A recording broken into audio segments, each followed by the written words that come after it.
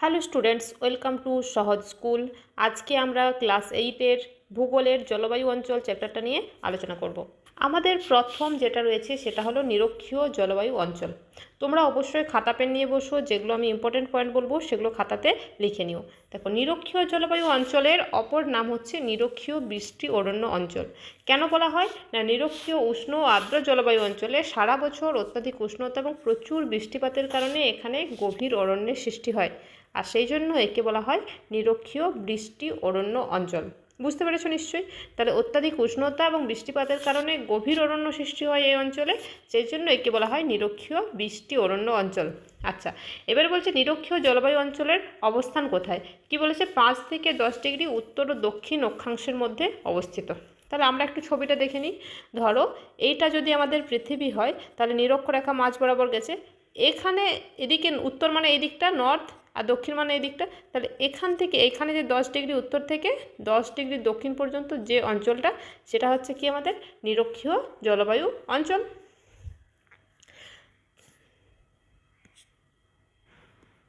তারপরে দেখো রয়েছে যে এখানে আফ্রিকার কঙ্গো এবং জাইরো নদীর অববাহিকা, দক্ষিণ আমেরিকার আমাজন নদী অববাহিকা, দক্ষিণ পূর্ব এশিয়ার ইন্দোনেশিয়া, মালয়েশিয়া, ফিলিপাইন্স, ভারতের দক্ষিণ পশ্চিম অংশ এবং শ্রীলঙ্কার দক্ষিণ অংশে, কলম্বিয়ার পশ্চিম উপকূল, মাদাগাস্কার এবং আমেরিকার পানামা, কোস্টারিকা, ক্যারিবিয়ান দ্বীপপুঞ্জ, এই অঞ্চলগুলো হচ্ছে আমাদের এই জলবায়ুর অন্তর্গত। তাহলে আমরা কোনগুলো ইম্পর্টেন্ট মাথায় রাখবো? যেমন ধরো, আমি তোমাদের দাগ দিয়ে দিচ্ছি আফ্রিকার কঙ্গো ও জাইরো নদীর অববাহিকা, এটা মনে রাখতে হবে। দক্ষিণ আমেরিকার আমাজন নদী অববাহিকা, এটাই ইম্পর্টেন্ট। ভারতের দক্ষিণ পশ্চিম অংশ, এটা ইম্পর্টেন্ট। ঠিক আছে, এই জায়গাগুলো হচ্ছে আমরা মাথায় রাখবো। এগুলো হচ্ছে নিরক্ষীয় জলবায়ু অঞ্চলের অন্তর্ভুক্ত। এরপর আমরা দেখে নেব যে নিরক্ষীয় জলবায়ুর বৈশিষ্ট্য কী কী। বৈশিষ্ট্য কী না, এইটা যেহেতু আমরা জানি যে আমাদের এটা যদি নিরক্ষরেখা হয়, এদিকে 10 ডিগ্রি এদিকে 10 ডিগ্রি এখানে অবস্থিত, তার মানে পৃথিবীর মধ্যবর্তী অঞ্চলে অবস্থিত।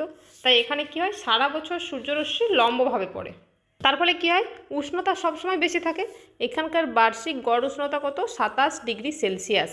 বার্ষিক গড় উষ্ণতা হচ্ছে 27 ডিগ্রি সেলসিয়াস।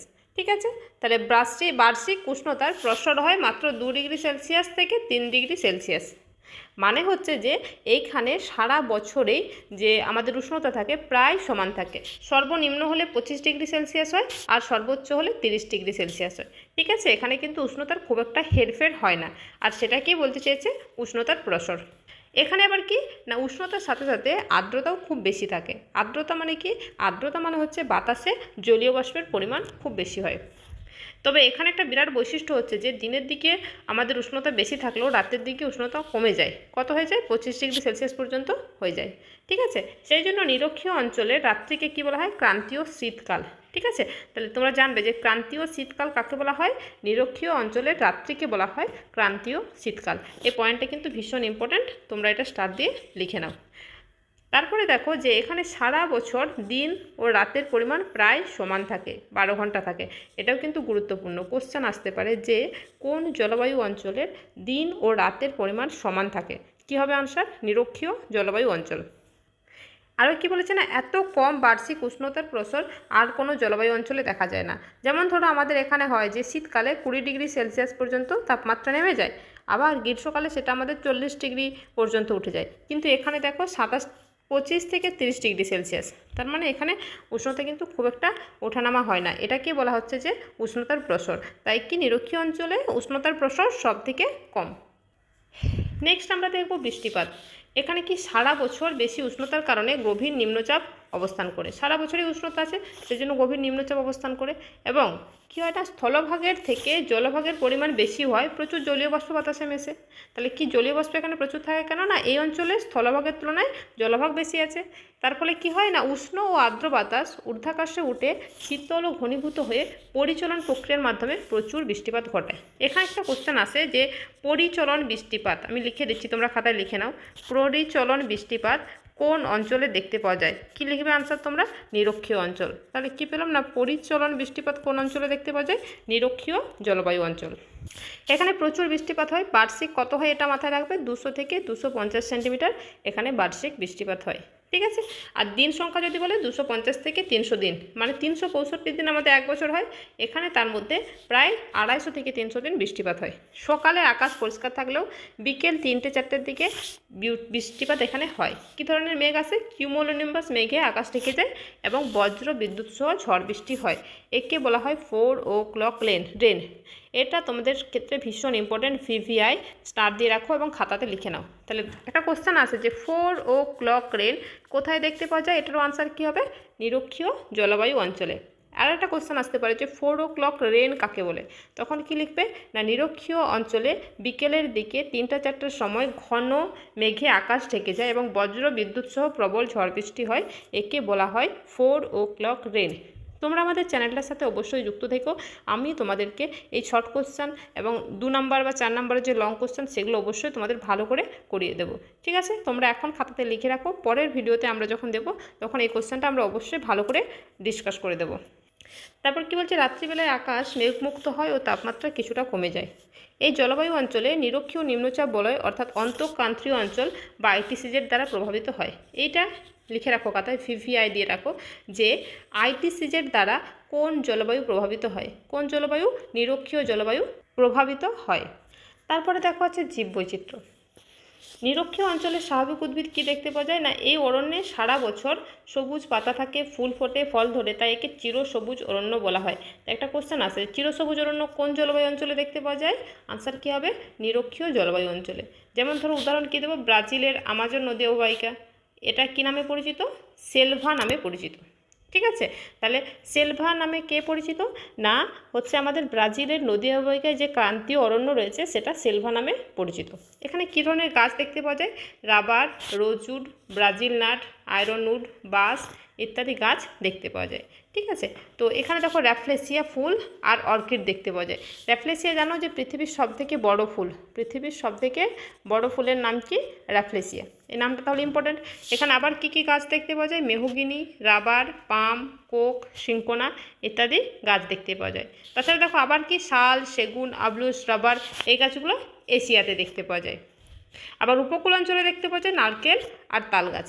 কোশ্চেন আসতে পারে যে মেহগিনি গাছ কোন অঞ্চলে দেখতে পাওয়া যায়? মেহগিনি গাছ কোথায় দেখতে পাওয়া যায়? মেহগিনি হচ্ছে নিরক্ষীয় অঞ্চলে দেখতে পাওয়া যায়। এরপরে দেখো এই জায়গাটা পড়ি, এই অরণ্যে নানা প্রজাতির গাছ পাশাপাশি জন্মায়। ব্রাজিলের বৃষ্টি অরণ্যের 2 বর্গকিমি অঞ্চলে প্রায় 300 প্রজাতির গাছ দেখতে পাওয়া যায়। মানে কি, এখানকার যে জঙ্গল হয় সেই জঙ্গলটা খুবই ঘন হয়। এখানকার গাছের কাঠ খুব শক্ত আর ভারী হয়, আর গুড়িগুলো খুব লম্বা, আর পাতা হচ্ছে খুব মোটা এবং চওড়া হয়। ঠিক আছে, এর ফলে কী হয় না, গাছগুলো এমন ঠাসাঠাসিভাবে থাকে যে অরণ্যের ওপর চান্দোয়া বা ক্যানোপির মতো ঢেকে যায়। এই জন্য বলা হয় যে চান্দোয়া কোন অঞ্চলে দেখতে পাওয়া যায়? চান্দোয়া হচ্ছে নিরক্ষীয় অঞ্চলে দেখতে পাওয়া যায়। এই যে এই ছবিটা তোমরা ভালো করে দেখো, এটা হচ্ছে আমাদের অরণ্যের নিচের অংশ, এটা মধ্যবর্তী অংশ, আর এটা হচ্ছে চান্দোয়া স্তর, এটা সর্বোচ্চ স্তর। তো এই যে মাঝের অংশটা যেটা, এখানে বড় বড় পাতা থাকার ফলে কি হয় না, পুরো অরণ্যটাই ঢেকে দেয়। তার ফলে কী হয় না, একটা ছায়াযুক্ত অঞ্চল গড়ে ওঠে, আর এটাকে বলা হয় চান্দোয়া। তাহলে কোশ্চেন আসতে পারে যে চান্দোয়া কী? যদি চান্দোয়া কী আসে তখন তোমরা কী লিখবে না, নিরক্ষীয় অঞ্চলে প্রচুর গাছ থাকার জন্য গাছগুলো এমন ঠাসাঠাসিভাবে থাকে যে অরণ্যের এবং পাতাগুলো খুব বড় হয়, যার ফলে অরণ্যে একটা চান্দোয়া বা ক্যানোপির মতো সৃষ্টি করে, একেই বলা হয় চান্দোয়া স্তর। এখানে বন্যপ্রাণ কী কী দেখতে পাওয়া যায়? দেখো ঘন ও দুর্ভেদ্য অরণ্যে গাছে চড়তে পারে এমন পশু পাখি এবং জীবজন্তু বেশি দেখতে পাওয়া যায়, যেমন বান্দর, গরিলা, সিম্পাজি, ওরাংওটাং, বিভিন্ন ধরনের সাপ, বিষাক্ত কীটপতঙ্গ, পাখি ইত্যাদি দেখতে পাওয়া যায়। আর তলদেশে কী রয়েছে? হরিণ, গন্ডার, হাতি, জেব্রা ইত্যাদি দেখতে পাওয়া যায়। তাহলে এখানের থেকে ইম্পর্টেন্ট যেটা সেটা হচ্ছে চান্দোয়া কী, এটা ভেরি ভেরি ইম্পর্টেন্ট, তোমরা ভালো করে রাখবে। আর কি করে রাখবে? কয়েকটা গাছের নাম ভালো করে করবে, আর কি কয়েকটা প্রাণীর নাম, এখানে কি কি প্রাণী দেখতে পাওয়া যায় সেগুলো ভালো করে রাখবে। নেক্সট আমরা দেখব যে এখানকার আর্থসামাজিক পরিবেশ আর জীবনযাত্রা কীরকম। এখানকার উষ্ণ, আর্দ্র, অস্বাস্থ্যকর জলবায়ু, বিপদসংকুল বন্য পরিবেশে জনবসতি বিরল। মানে কি না, এখানকার যেখানে অতিরিক্ত উষ্ণতা থাকে এবং আর্দ্রতা থাকে, এখানে কি হয়, অত্যন্ত বিপদসংকুল পরিবেশ, প্রচুর বিষাক্ত প্রাণী থাকে, সাপ থাকে, সেই জন্য বন্য পরিবেশে কি জনবসতি থাকেই না। জাইরে আর আমাজন নদী অববাহিকার তুলনায় দক্ষিণ পূর্ব এশিয়াতে লোকবসতি বেশি। তাহলে কি না, আমাজন অববাহিকা বা জাইরে নদীর অববাহিকাতে লোকজন কম থাকে, কিন্তু দক্ষিণ পূর্ব এশিয়াতে লোকজন বেশি থাকে। ঠিক আছে, তো এই যে জাইরে অববাহিকাতে পিগমি বলে একটা প্রজাতি দেখতে পাওয়া যায়, আমাজনে দেখতে পাওয়া যায় রেড ইন্ডিয়ান, আর দক্ষিণ পূর্ব এশিয়াতে দেখতে পাওয়া যায় সেমাং। কোশ্চেন আসতে পারে যে রেড ইন্ডিয়ান কোথায় দেখতে পাওয়া যায়, আমাজন অববাহিকাতে। পিগমি কোথায় দেখতে পাওয়া যায়, জায়রে অববাহিকাতে। সেমাং কোথায় দেখতে পাওয়া যায়, দক্ষিণ পূর্ব এশিয়াতে।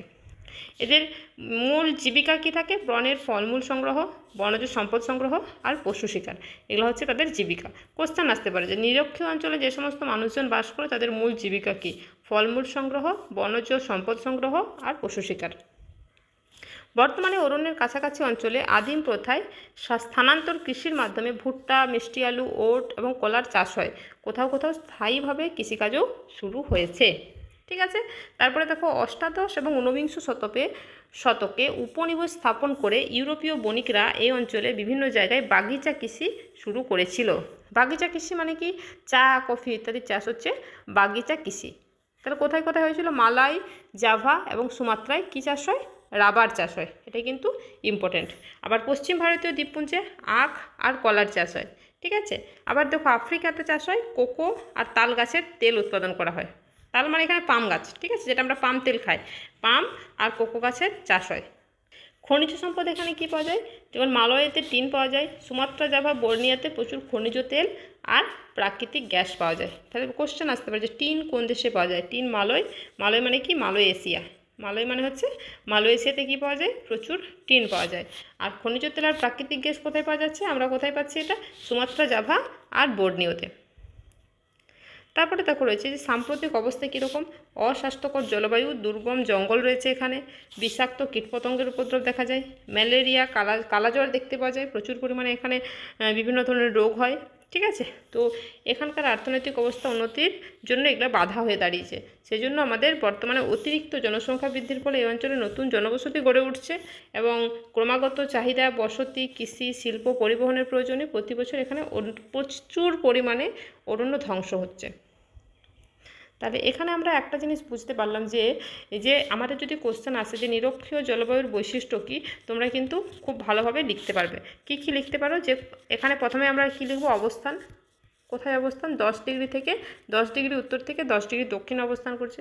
2 নম্বর কী লিখতে পারি, উষ্ণতা কেমন আর আর্দ্রতা কেমন, উষ্ণতা আর আর্দ্রতা দুটোই বেশি থাকে। তারপর আমরা কী পয়েন্ট দিতে পারবো, 4 o'clock রেন দেখতে পাওয়া যায়। ঠিক আছে, আর কি পয়েন্ট দিতে পারবো, এখানে প্রচুর পরিমাণে গাছ দেখতে পাওয়া যায়, গাছ, বন্যপ্রাণী এরা প্রচুর পরিমাণে দেখতে পাওয়া যায়। আর আমরা কি পয়েন্ট এখানে দিতে পারি না, এখানকার মানুষজন আদিম মানুষজন থাকে, চাষবাস সেরকম হয় না। তারপর কি পয়েন্ট দেবো না, এখানে দুর্গম জঙ্গল দেখতে পাওয়া যায়, অস্বাস্থ্যকর পরিবেশ, এখানে রোগের প্রভাব প্রচুর পরিমাণে দেখতে পাওয়া যায়। এগুলো যদি আমরা লিখি তাহলে কিন্তু আমরা ফুল নাম্বার পেয়ে যাব। আমাদের নিরক্ষীয় জলবায়ু অঞ্চল শেষ হলো। এবার আমরা আলোচনা করব মৌসুমী জলবায়ু অঞ্চল। আরবি শব্দ মৌসুমের অর্থ হলো ঋতু।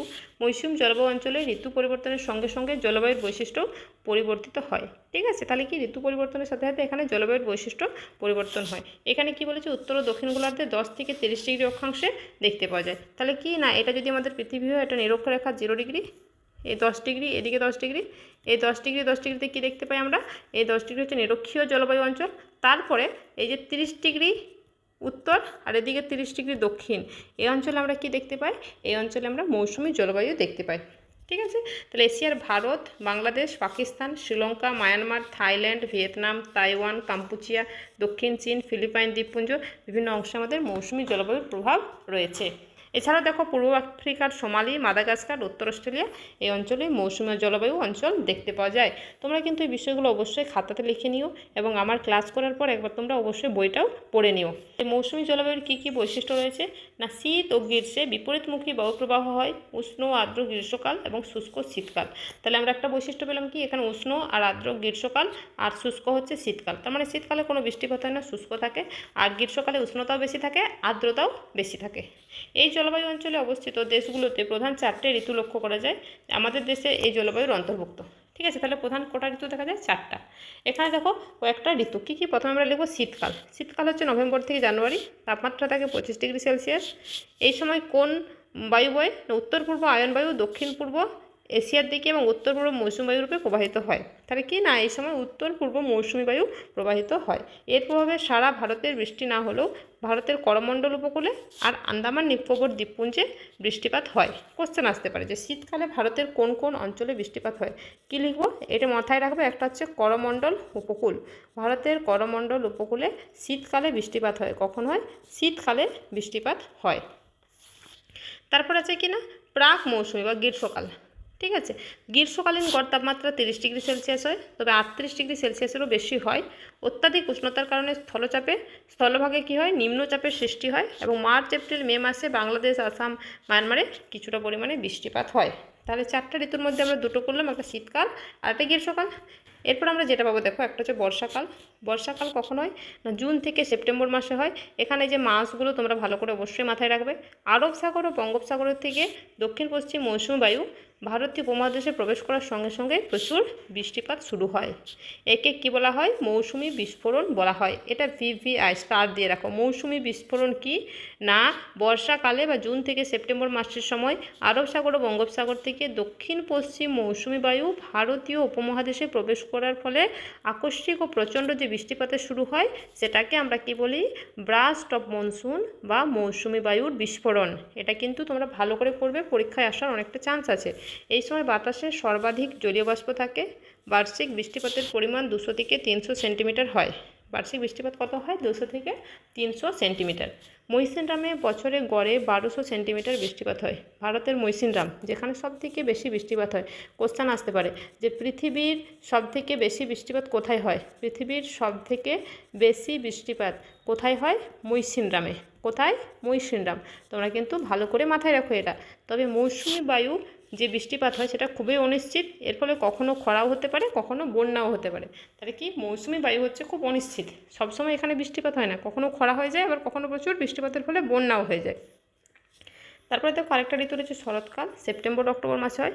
মৌসুমী বায়ু প্রত্যাবর্তনের সাথে সাথে আবহাওয়া ধীরে ধীরে শীতকালীন অবস্থার দিকে পরিবর্তিত হয় এবং বঙ্গোপসাগরে গভীর নিম্নচাপ তৈরি হলে বজ্র বিদ্যুৎ সহ বৃষ্টিপাত মাঝে মাঝে হয়। তাহলে শরৎকাল মানে কি? মৌসুমী বায়ু তখন প্রত্যাবর্তন করছে, তার মানে শীতকালের শুরু হচ্ছে আর বর্ষাকালের শেষ হচ্ছে, সেটা হচ্ছে আমাদের শরৎকাল। তাহলে আজকে আমরা দুটো বিষয় নিয়ে আলোচনা করলাম, একটা হচ্ছে নিরক্ষীয় অঞ্চল আর একটা হচ্ছে মৌসুমী। তাহলে দুটো জলবায়ু ছিল, একটা মৌসুমী জলবায়ু অঞ্চল আর একটা নিরক্ষীয় জলবায়ু অঞ্চল। তোমরা অবশ্যই ক্লাসটা শেষ পর্যন্ত দেখেছো আশা করি।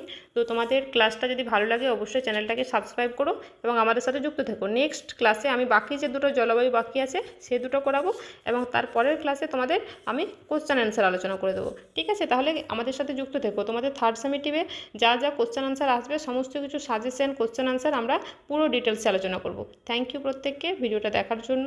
অবশ্যই ভালো লাগলে একটা লাইক করে দিও।